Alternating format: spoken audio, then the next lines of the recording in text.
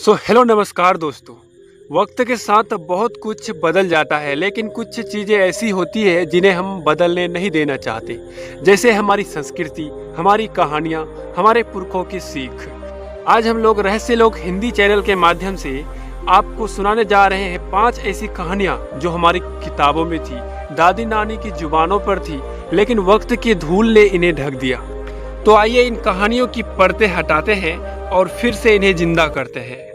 कहानी नंबर 1, समुद्र मंथन का असली रहस्य। देवताओं और दानवों का एक साथ आना अपने आप में एक बड़ी बात थी। समुद्र मंथन केवल अमृत पाने के लिए नहीं था, बल्कि यह ब्रह्मांड में संतुलन बनाने की प्रक्रिया थी। मंथन के दौरान सबसे पहले हलाहल नाम की विष निकला, जिसे भगवान शिव ने अपने गले में रोक लिया। सोचिए, अगर शिव यह विष न पीते तो सारा संसार नष्ट हो जाता। यह कहानी हमें सिखाती है कि जब हम अपने जीवन का मंथन करते हैं तो पहले कड़वाहट बाहर आती है, समस्याएं सामने आती है, लेकिन अगर हम हिम्मत से उन कठिनाइयों को झेल लेते हैं तो अंत में हमें अमृत यानी ज्ञान और सफलता मिलती है। दूसरी कहानी है सावित्री की कहानी। एक ऐसी महिला की है जिसने अपने प्रेम को मृत्यु से भी जीत लिया। सावित्री का पति सत्यवान नियति के अनुसार 1 साल में मरने वाला था। जब वह दिन आया, सावित्री जंगल में उसके साथ गई। सत्यवान लकड़ी काटते काटते गिर पड़ा। तभी यमराज आए और सत्यवान की आत्मा को ले जाने लगे। सावित्री उनके पीछे पीछे चली। यमराज ने कहा, देवी वापस जाइए, यह धर्म के विरुद्ध है। सावित्री ने विनम्रता से कहा, धर्म का अर्थ है न्याय, और न्याय यह कहता है कि पत्नी का धर्म है कि वह अपने पति का साथ दे। यमराज उसकी बुद्धिमानी से प्रभावित हुए और बोले कि तुम कोई एक वर मांगो। सावित्री ने अपने ससुर के लिए आंखों की रोशनी मांगी। यमराज ने वरदान दे दिया, लेकिन सावित्री नहीं रुकी। तीसरी बार जब यमराज ने वर मांगने को कहा तो सावित्री ने कहा, मुझे 100 पुत्र का वर दो। यमराज मुस्कुराए और वर दे दिया। तभी सावित्री ने तर्क दिया, हे धर्मराज, बिना पति के मैं पुत्र कैसे पा सकती हूँ। यमराज को अपनी भूल का एहसास हुआ और उन्होंने सत्यवान का जीवन लौटा दिया। यह कहानी हमें सिखाती है कि बुद्धि और धैर्य से असंभव भी संभव हो सकता है। तीसरी कहानी है नरसिंह अवतार और प्रहलाद की भक्ति। हिरण्यकश्यप एक ऐसा राजा था जिसने अपने अहंकार में खुद को भगवान घोषित कर दिया था।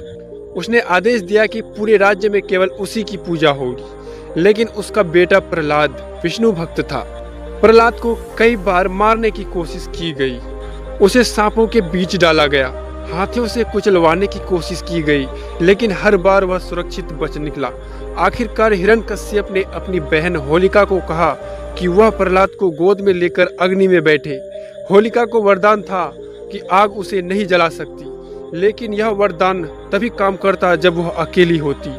इसलिए होलिका जल गई और प्रहलाद बच गया। जब हिरण्यकश्यप ने प्रहलाद से पूछा कि अगर तुम्हारा भगवान है तो वह इस खंभे में भी होगा, और हिरण्यकश्यप ने जैसे ही खंभे को लात मारी, वहां से नरसिंह भगवान प्रकट हुए, आधा सिंह आधा मानव। उन्होंने संध्या समय चौखट पर अपने नाखूनों से हिरण्यकश्यप का वध किया।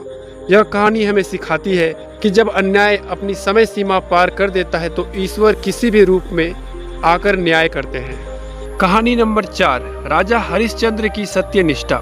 राजा हरिश्चंद्र को सत्य प्रिय राजा कहा जाता था। एक बार ऋषि विश्वामित्र ने उनसे दान में पूरा राज्य मांग लिया। राजा ने बिना सोचे समझे अपना राज्य, धन सब कुछ दे दिया। राजा हरिश्चंद्र अपनी पत्नी और बेटे के साथ बनारस पहुंच गए जीविका चलाने के लिए। उन्हें शमशान में काम करना पड़ा। इसी दौरान उसके बेटे का सांप काटने से निधन हो गया। पत्नी बेटे का दाह संस्कार कराना चाहती थी, लेकिन हरिश्चंद्र ने शमशान शुल्क मांगा। पत्नी ने कहा, हे राजन, मेरे पास कुछ नहीं है। राजा ने कहा, तो अपने आंचल को दे दो। सोचिए, एक राजा जो अपनी पत्नी से भी शुल्क मांग रहा है। यह कहानी बताती है कि सच्चाई के लिए हमें कितनी भी बड़ी कीमत चुकाना पड़ सकती है, लेकिन अंत में यही हमें अमर बनाती है। अंत में देवताओं ने प्रकट होकर राजा को उसका सब कुछ वापस कर दिया और उसका नाम अमर कर दिया। 5वां और अंतिम कहानी है अहिल्या का उद्धार। अहिल्या ऋषि गौतम की पत्नी थी। इंद्र ने छल से उनका पतिव्रत भंग कर दिया। जब ऋषि गौतम को पता चला तो उन्होंने अहिल्या को श्राप दिया कि वह पत्थर बन जाए। कई युग बीत गए, तब त्रेता युग में भगवान राम वहां आए। जैसे ही उन्होंने पत्थर को अपने चरणों से छुआ, अहिल्या पुनः जीवित हो गई। यह कहानी बताती है कि चाहे हम कितनी भी बड़ी गलती क्यों ना कर लें, सच्चा पश्चाताप हमें मोक्ष दिला सकती है। यह कहानी क्षमा और करुणा का सबसे बड़ा उदाहरण है। तो दोस्तों, ये थी 5 कहानियाँ जो समय के साथ धुंधली पड़ गई थी। इनमें से हर कहानी हमें जीवन का गहरा सबक देती है। आपको इनमें से कौन सी कहानी सबसे ज़्यादा प्रभावित कर गई? कमेंट में जरूर लिखें। वीडियो को लाइक, चैनल को सब्सक्राइब करें और बेल आइकन दबाना ना भूलें।